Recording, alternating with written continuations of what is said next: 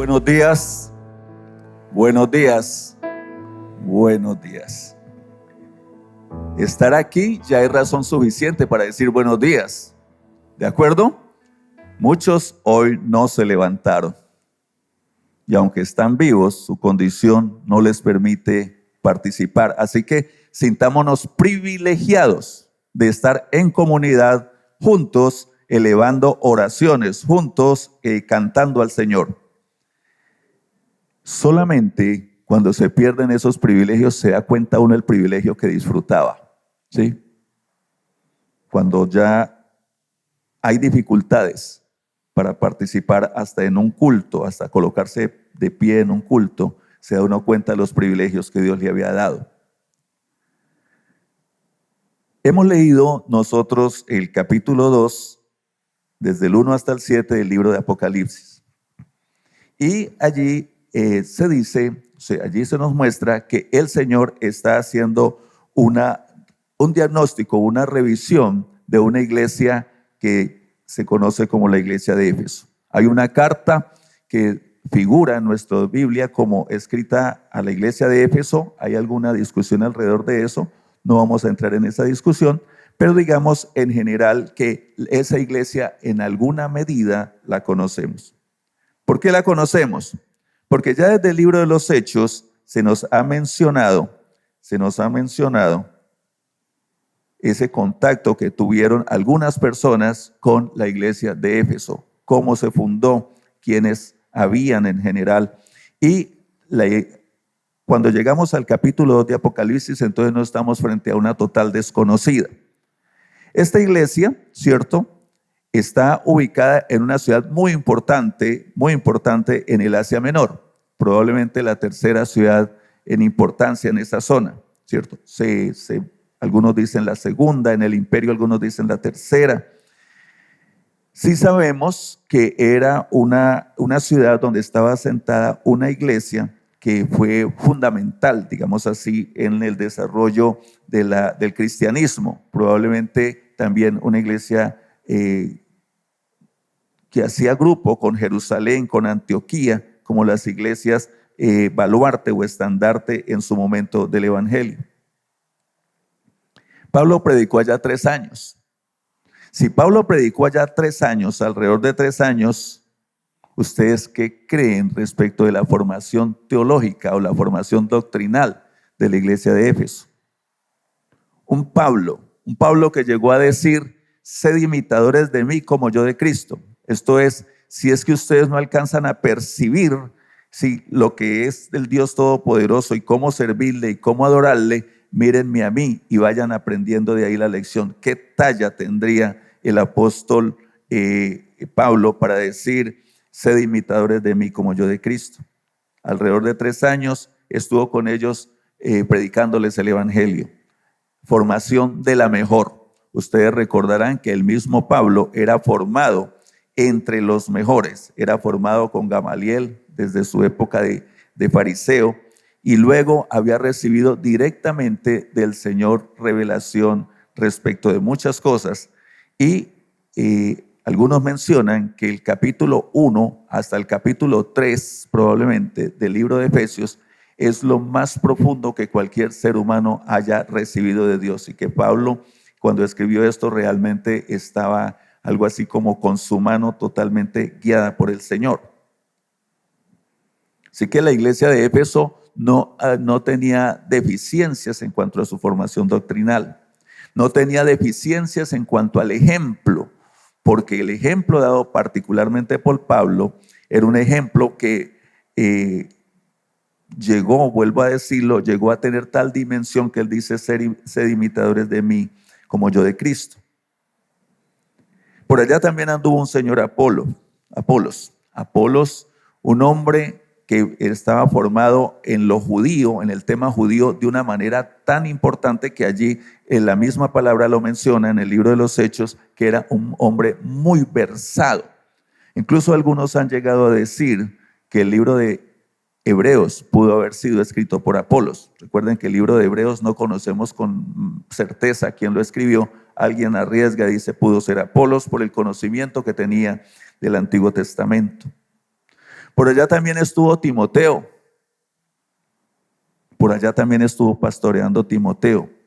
Y el hecho que haya estado pastoreando Timoteo allá también nos da una idea de qué nivel teológico, de qué nivel de conocimiento bíblico tenía esa congregación si su pastor, si su líder había sido Timoteo. Y la tradición dice, puede que haya una alta dosis de veracidad, que el apóstol Juan también fue pastor en esa iglesia. Quienes visitan Turquía pueden ver al día de hoy una tumba que dicen, esta es la tumba del apóstol Juan. Y que de allí, en un momento dado, en época de las persecuciones, fue llevado Juan a la isla de Patmos, donde ha de recibir la revelación a la cual hacemos alusión en esta mañana, capítulo 2, del 1 al 7 particularmente. Recuerden, todo el Apocalipsis es revelado al apóstol Juan en Patmos. Juan ha sido denominado por los estudiosos como el teólogo. Juan, el teólogo. Las expresiones de Juan son unas expresiones de tremendo contenido teológico, más allá de lo histórico, un tremendo contenido teológico. Cuando él escribe su libro, dice, estas cosas las he escrito para que crean en Jesús, ¿cierto? Para que crean en Jesús. Tiene un propósito muy claro, Juan el teólogo. Así que cuando estamos hablando de la iglesia de Éfeso, no estamos hablando de una iglesia pequeña en una ciudad perdida, con una formación a medias, con unos ejemplos pusilánimes allí, sino estamos hablando que por allí pasaron verdaderos líderes en la fe, que participó. Yo no recuerdo si de una iglesia con la que Pablo haya estado tanto tiempo como estuvo con la iglesia de Éfeso, alrededor de 3 años. A esta iglesia se le dirige, según el texto, la primera carta que ha de ser enviada de manera, digamos, directa, por nombre, según Apocalipsis, dirigida esta carta por el Señor y entregada, digámoslo así, al apóstol Juan. El que tiene las 7 estrellas en su diestra. Y recordarán ustedes, quizá cuando han leído antes Apocalipsis, que el capítulo 1 hacia el final va a decir que esas 7 estrellas, ¿cierto? Dice, voy a ver si lo puedo leer acá. Dice, el misterio de las 7 estrellas que has visto en mi diestra y de los 7 candeleros de oro. Las 7 estrellas son los 7 ángeles de las 7 iglesias y los 7 candeleros que has visto son las 7 iglesias. Con esto entonces queda claro para el mismo libro, es decir, internamente hay una explicación de quiénes son estas 7 estrellas y estos 7 candeleros o candelabros. Probablemente son los líderes, a veces decimos los pastores de esas congregaciones y las congregaciones mismas.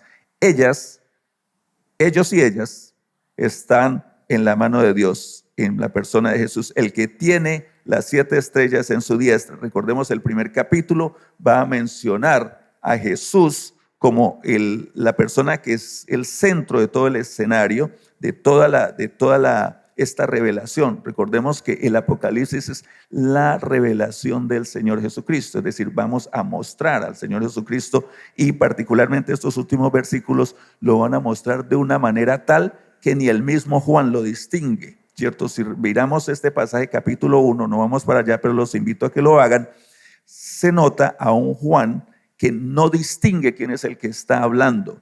Tiene que él darle unas claves que están al final del capítulo para que Juan llegue a entender que quien está allí con esa esplendorosa figura es nada más ni nada menos que el Señor Jesús, de quien él fue amigo íntimo, que se dice el texto de manera literal en la Reina Valera, se recostaba en su pecho.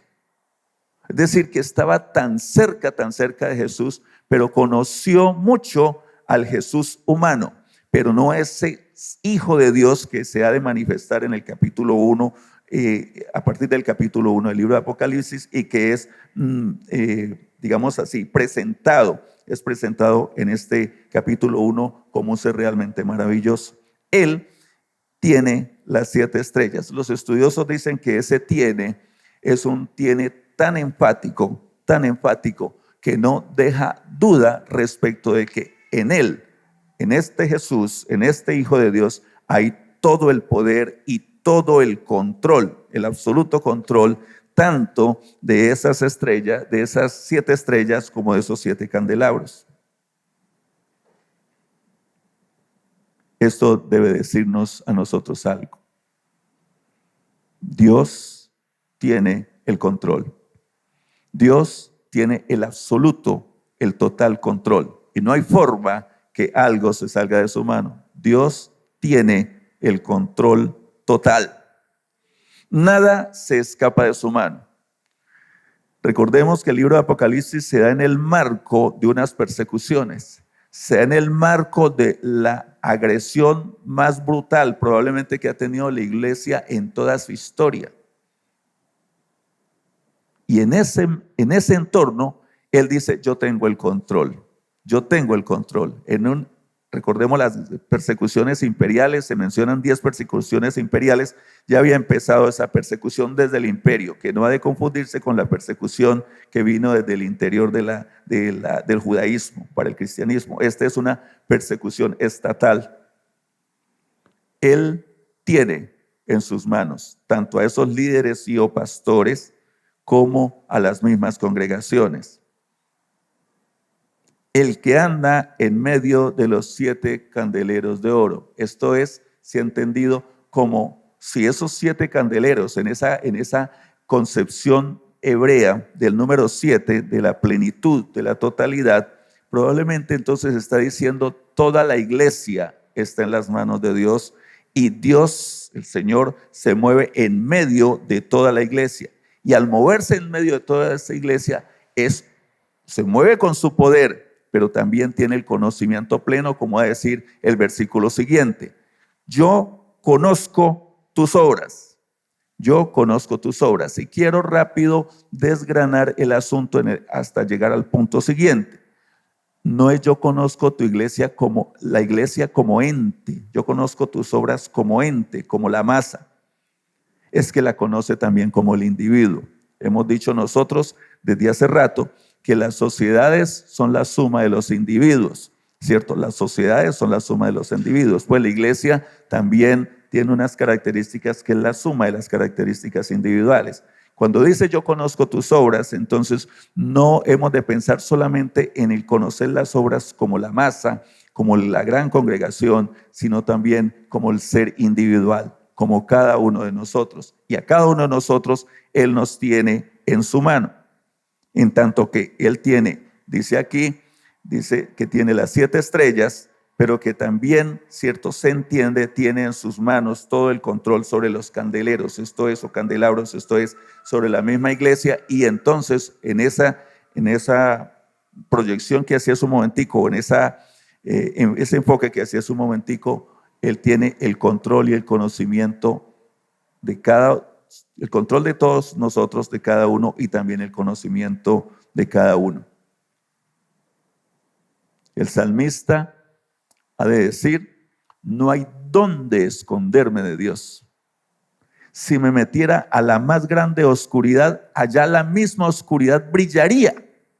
Y es imposible, es imposible.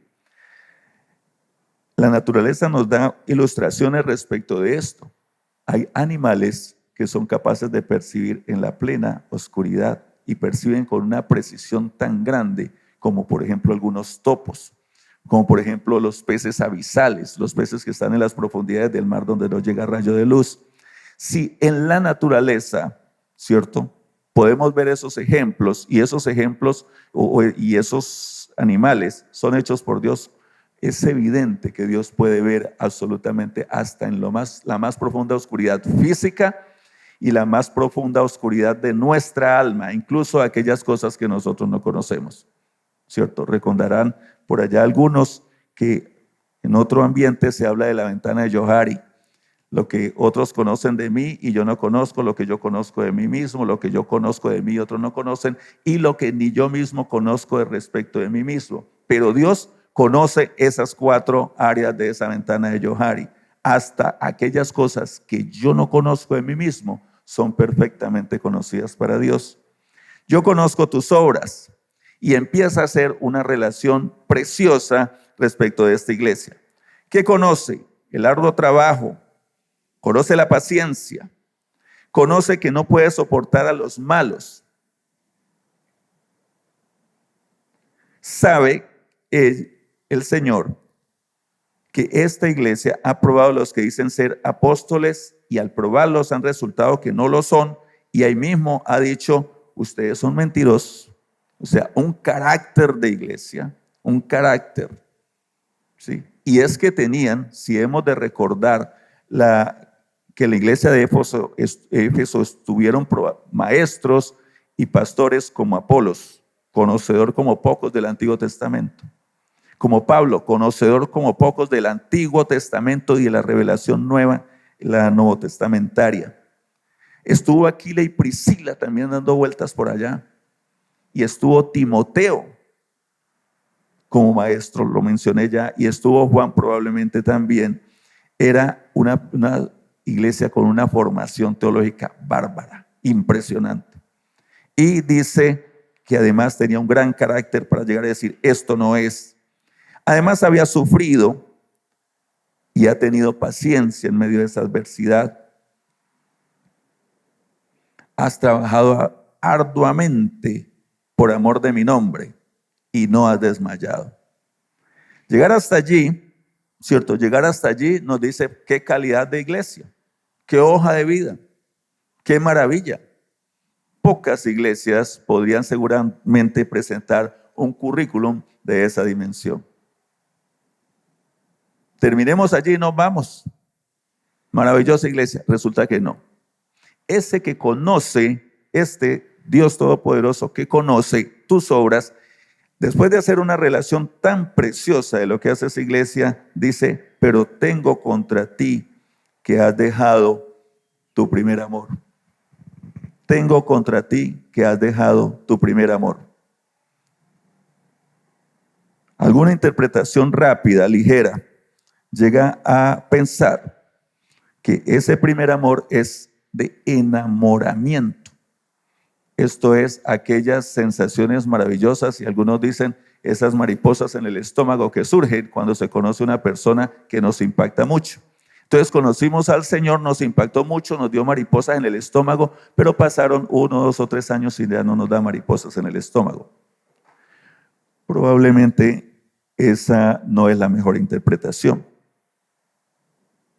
Probablemente no. Probablemente ese primer amor hemos de pensar, bueno, la Biblia menciona que nosotros debemos tener 2 amores, ¿sí o no? ¿Cuáles son esos 2 sublimes amores? Uno que me menciona el primero. Amarás al Señor tu Dios, ¿cierto? Amarás al Señor tu Dios con todo tu corazón, con toda tu alma, con toda tu mente, alguno dice con toda tu mente, con todas tus fuerzas. Ese es el primer gran amor. Y el segundo gran amor es amarás a tu prójimo como a ti mismo. Parece que por allá es por donde está caminando esta expresión, has dejado tengo contra ti que has dejado tu primer amor. Si pensáramos en términos de ese versículo que ahorita trajimos a memoria, ese primer amor es el amor a Dios, ¿cierto? Sí, ¿cuál es el primero y más grande de los mandamientos? Eso es una pregunta que se le va a hacer al Señor, ¿cierto? Eso van a preguntarlo. Después va a aparecer otra pregunta parecida al respecto. Y entonces surge, amarás al Señor tu Dios con todo tu corazón, con toda tu alma, con toda tu mente, con todas tus fuerzas. Pero entonces se queda uno preguntando, pero es que acaba de decir el pasaje que por amor de mi nombre y no has desmayado. Eso decía el versículo anterior. Entonces suena un poco inconsistente la expresión. Y no pretendo dar toda la claridad sobre esto, pero sí les invito a que pensemos si todo lo que hacemos lo hacemos para la gloria de Dios, para honrar a Dios. Si cada cosa que se hace, nosotros tenemos en mente, lo hago porque honra a Dios. Y mi propósito al hacer esto es honrar a Dios, es glorificar a Dios, es reconocer el señorío de Dios, es reconocer su amor, es reconocer su misericordia.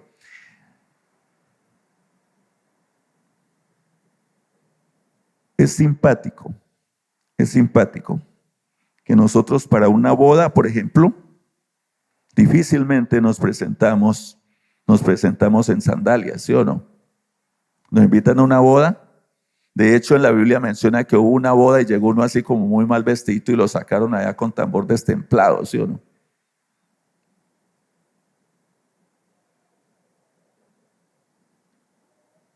El hábito no hace al monje, pero lo distingue. Probablemente, la forma como nosotros nos presentamos delante de Dios dice algo respecto de quién es Dios.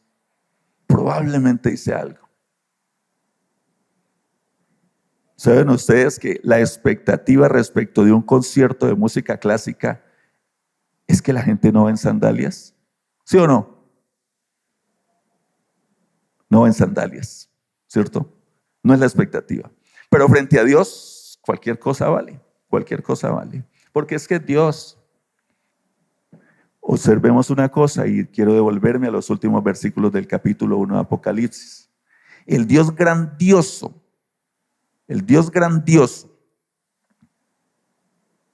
en la persona de Jesús, ni siquiera Juan, que se había recostado en su pecho en la cena, como menciona por allá el evangelista, lo distinguió. ¿Qué dimensión, qué aspecto tenía el Todopoderoso que él no lo distinguió? No lo distinguió, no sabía a quién le estaba hablando. Ahí le tocó decir, no, es que yo soy el primero y el último. Comienza a darle claves a efecto de que Juan puede decir, quien está hablando es Jesús. Probablemente nosotros nos hemos quedado mucho con la imagen del Dios que vino y habitó con nosotros y que se juntó con nosotros, el Emmanuel.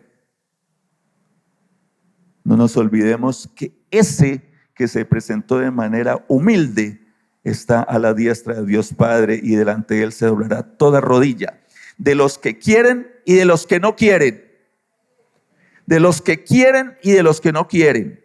Hay quien no quiere doblar rodilla hoy. El que no empezó a doblar la rodilla hoy, le tocará doblarla mañana, porque frente a él se doblará toda rodilla de lo que está en el cielo, en la tierra y debajo de la tierra. Él es el Señor. ¿Quién es Dios para usted? ¿Quién es Dios para mí? Sigo en esa discusión conmigo mismo.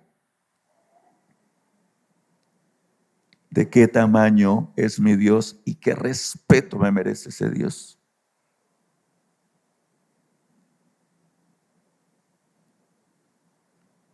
Hay unas ilustraciones sencillas. Por ahí me invitaron a ver una película. Quizás ustedes saben que yo no soy peliculero, pero hay una película que se llama El discurso del rey. Dicen que esa película ilustra mucho de la imagen, el prestigio que tiene un rey en Inglaterra. Probablemente ustedes todos saben que cuando la reina de Inglaterra va a pasar por alguna parte, la gente sale y lava su propia calle, su propia frente, pinta la casa, coloca flores y sale en su mejor traje porque va a pasar la reina de Inglaterra. Es una mujer que pronto seguramente morirá. Ya se acerca a los 100 años. Pero va a pasar la reina. Hay que salir con banderas de Inglaterra. Hay que decir, Dios salve la reina. Y es una mujer tan humana como cualquiera de nosotros. ¿Quién es Dios para nosotros? ¿Quién es Dios para nosotros? Dios no amerita lo mejor mío. Dios amerita mis obras de tiempo. Dios amerita mis obras de capacidades. Dios amerita mis obras de mis recursos. Eso es lo que Dios amerita. Has dejado tu primer amor. Y nunca, lo mencionaba por ahí el pastor en el sermón, creo que era así como lo mencionaba, nunca nunca haremos mucho respecto de Dios. Nunca diré, no, yo he adorado mucho a Dios, ya paremos. Pare, Nancy. Ya, no. Petra, no ore tanto. No, pare, ya es demasiado. Nunca habrá un demasiado para acercarnos a Dios. Nunca habrá un demasiado orar. Nunca habrá un demasiado depender. Nunca habrá un demasiado clamar. Nunca, ni ahora ni en la eternidad. Nunca. La gracia de Dios nos ha acercado a Él. Él nos ha dado la gran bendición de tener la seguridad de pasar con Él para siempre. ¿Eso qué nos significa? Este pasaje que ha sido traído y sugerido a manera de evaluación, de hecho es un diagnóstico que se le hace a Éfeso, pero también a manera de evaluación para este ciclo que hemos tenido, debe llevarnos a pensar cómo adoramos a Dios, qué enseñamos, cómo nos cuidamos y si evangelizamos, si damos testimonio. Nos debe hacer pensar a todos, ¿quién es Dios para mí? Para nosotros que no tenemos rey acá, de pronto es difícil entenderlo. Por eso me sugirieron esa película para tratar de entenderlo, en el discurso del rey.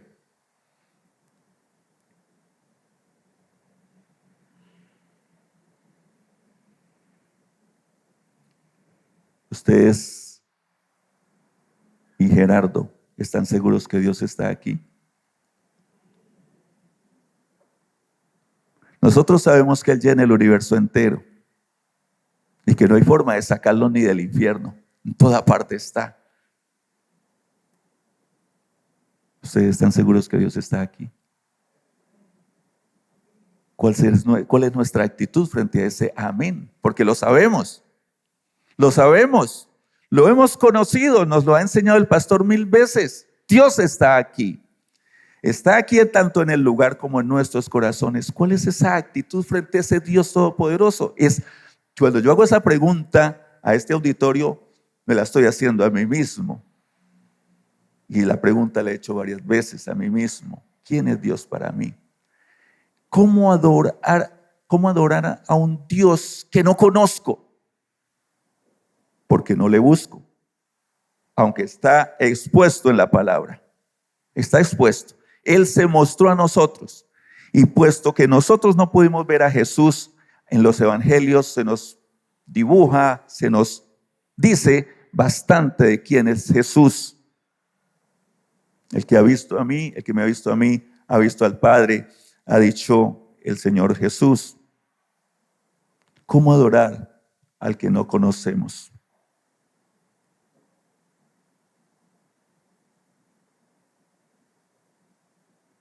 Alguna vez lo he preguntado y hoy me lo vuelvo a preguntar y les comparto mi pregunta.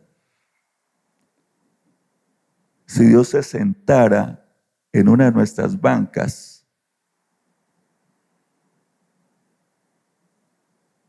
y evaluara cómo cantamos, con qué conciencia cantamos, con qué compromiso cantamos, ¿cómo nos iría? ¿Cómo nos iría? No les invito a hacer ejercicios de imaginaría popular, pero Dios está aquí. Dios está aquí. Y cuando cantamos, no sé si le adoramos. Hay una característica que me parece bella del pueblo de Israel, de los judíos hoy más bien. Y es que ellos salen de la sinagoga y hacen corros, hacen grupos y cantan y saltan en las calles porque el Dios Jehová está con ellos. A mí eso me impacta. Ellos por las calles, muchachos y muchachas, ustedes seguramente han visto por allí, saltan, gritan, cantan: Jehová es el Señor. De de pronto ese ejemplo debiéramos nosotros seguirlo, de pronto debiéramos seguirlo, de pronto por lo menos debiera hacernos pensar, nosotros, si somos una iglesia sana, adoramos a Dios, le reconocemos en su grandeza, le reconocemos en su poder. Dijimos también que una iglesia sana enseña. Les invito a que me programen. El que quiera aprender latín, yo le enseño latín, pero yo no sé latín. ¿Sí? Cualquiera que quiera matricularse en un curso de latín me dice, yo le enseño latín, pero yo no sé latín. La iglesia cristiana enseña. ¿Pero qué enseña? ¿Pero qué enseña? ¿Qué enseña? ¿Qué enseñamos si nuestra intención al acercarnos al Señor no es a través de su palabra? Nosotros difícilmente oramos. ¿Qué enseñamos? Hay tanto éxito, posibilidad de éxito en nuestra enseñanza, probablemente, como tendrá posibilidad de éxito una persona que se inscriba en mi curso de latín. Yo no sé nada de latín. ¿Qué vamos a enseñar?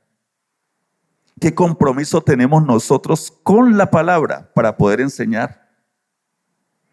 Nadie enseña lo que no sabe. Nadie enseña lo que no sabe. Nosotros estudiamos la palabra o la leemos. Y no estoy diciéndolo, vuelvo y digo, para ustedes. Estoy diciéndolo para mí. Si imagínense que estamos frente a un naufragio, en un naufragio, y alguien nos pasa una carta, una guía, y nos dice, usted con esto se salva del naufragio. ¿Usted tira el papelito al agua y empieza a hacer esfuerzos locos? ¿O le saca el instante y allí tratando de sobrevivir encima de una tabla, mira cómo se puede salvar, cómo se salva el naufragio? Nosotros como seres humanos frente a Dios estamos absolutamente desprovistos de capacidad de defendernos, si esa fuese la palabra. Nuestro pecado hizo una distancia gigantesca entre Él y nosotros y es insalvable. Solamente la gracia de Dios puede hacer que esa distancia no sea realmente un obstáculo, porque la cruz de Jesús hizo que pudiésemos llegar al Padre, al Santo de Israel. La iglesia sana enseña, pero la iglesia sana, la iglesia está aprendiendo para efectos de enseñar.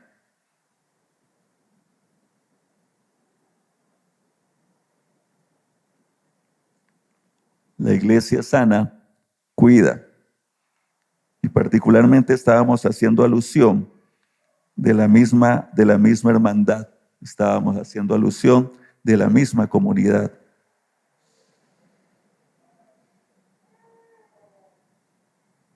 He escuchado varias veces a algunas personas decir, en el hermano yo veo la obra de Dios. En mi hermano que está en construcción, yo veo la obra de Dios. Nosotros tenemos un inconveniente no pequeño, porque esperamos la perfección en la iglesia y nos olvidamos que el Señor dijo, yo he venido donde están enfermos.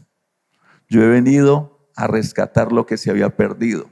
Yo no he venido por los buenos, sino por aquellos que como el publicano se declaran pecadores delante de Dios. Nosotros nos exigimos más a veces a nosotros mismos que lo que Dios nos está exigiendo. Es probable, porque Dios no está esperando nuestra perfección hoy, si bien vamos en el proceso de santificación, pero nosotros esperamos al estilo griego, perfección. Probablemente la perfección de la que nosotros debemos es hablar, perfección en la vocación, perfección en la orientación de la vida. Busco con todas mis fuerzas, con toda mi mente, hacer la voluntad de Dios. Cuidar particularmente del hermano. Se desdice el hermano a veces con facilidad. se le resta valor al hermano con facilidad. Quizá me han escuchado decir que a veces es más difícil entrar en una comunidad nuestra que entrar al reino de los cielos. Porque entrar al reino de los cielos es decir: Jesús, soy pecador, perdona mis pecados. Señor, ten misericordia de mí. Confesar que Él es el Señor.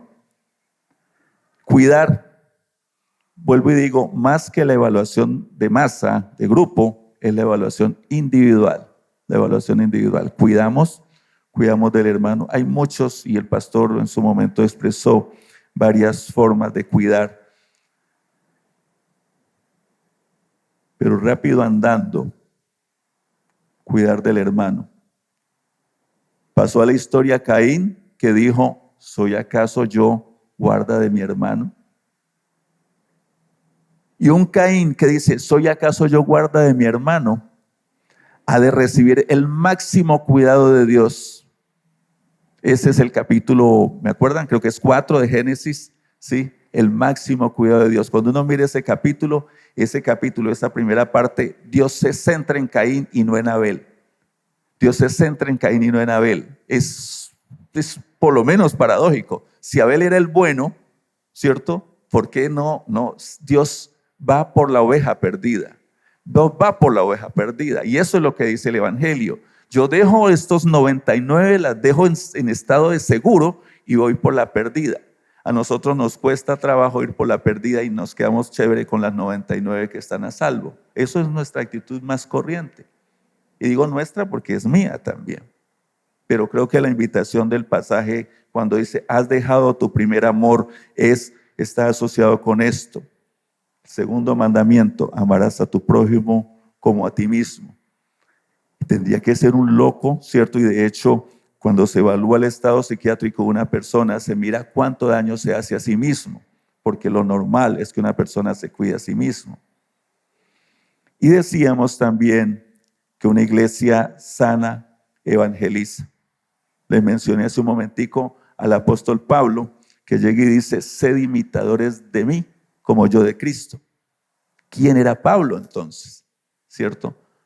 Y en Pablo podemos ver un hombre que hablaba en lenguas y por eso no hacía ningún alarde, ¿cierto? Porque él dice: yo hablo en lenguas, pero no estoy interesado en darme nombre por eso. Yo quiero predicar la palabra y que alguien entienda lo que yo estoy diciendo. Era un hombre que cuando Eutico se cae, él dice: un momento, baja donde cayó el muchacho y dice: no, él ya está vivo, ¿cierto? Intercede y está vivo.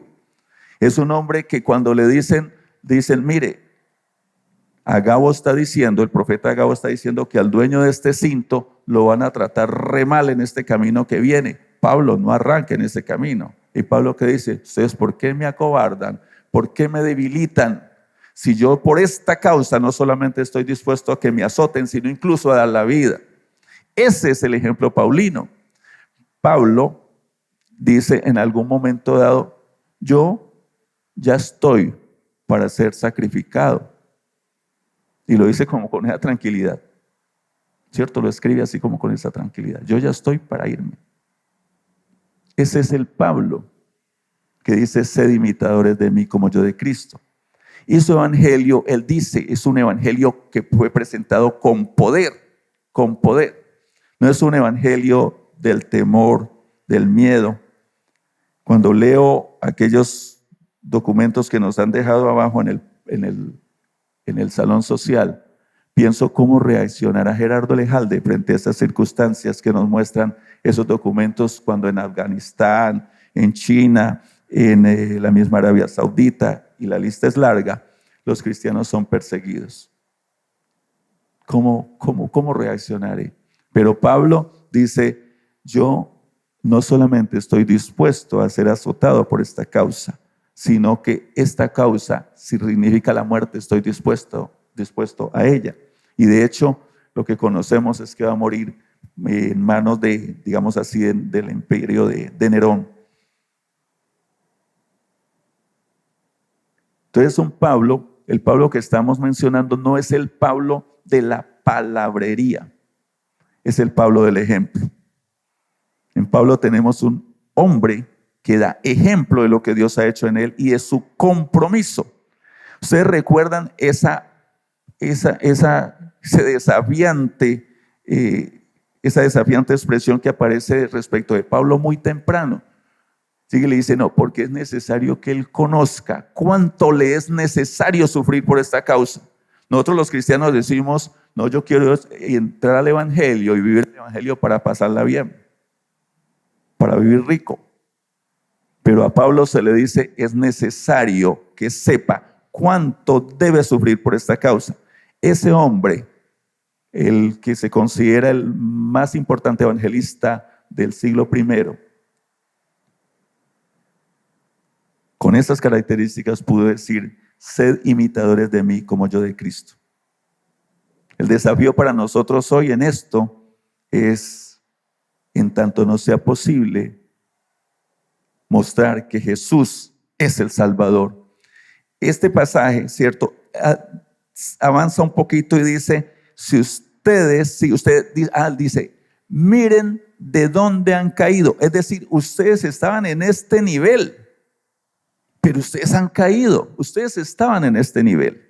Mire dónde han caído. La invitación del Señor Jesús es regresen a ese nivel. Probablemente el nivel que vivieron en época de un Pablo como su pastor, de un Timoteo como su pastor, probablemente de esa época. Miren de dónde han caído. Arrepiéntanse. Si dice arrepiéntanse es porque ese camino que habían emprendido era equivocado.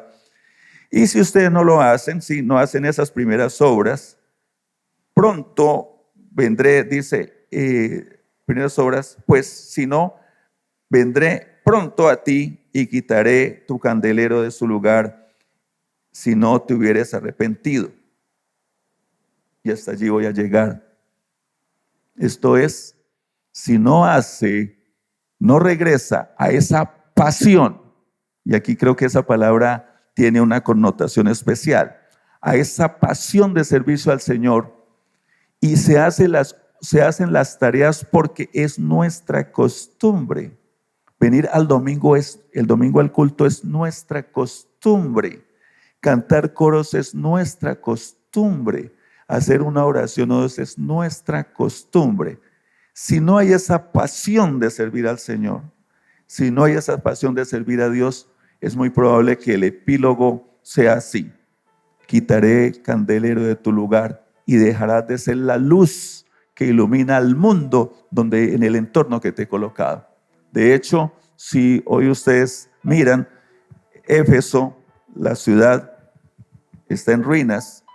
No se conoce de una iglesia fuerte que dé testimonio del Señor. No se conoce de una luz y una sal que esté en ese lugar, llevando a que la corrupción propia del pecado disminuya frente a la presencia del Señor. Y hoy creo que nos queda ese desafío. Adorar a Dios con todo nuestro corazón, enseñar lo que aprendemos en su palabra en una pasión por aprender del Señor, cuidar particularmente a los hermanos porque en ellos Dios está haciendo una tarea que redunda para vida eterna, para gloria eterna, y mostrar a otros que Él es el Señor. Gracias, Señor. Te doy ahora por este llamado que haces a mi vida.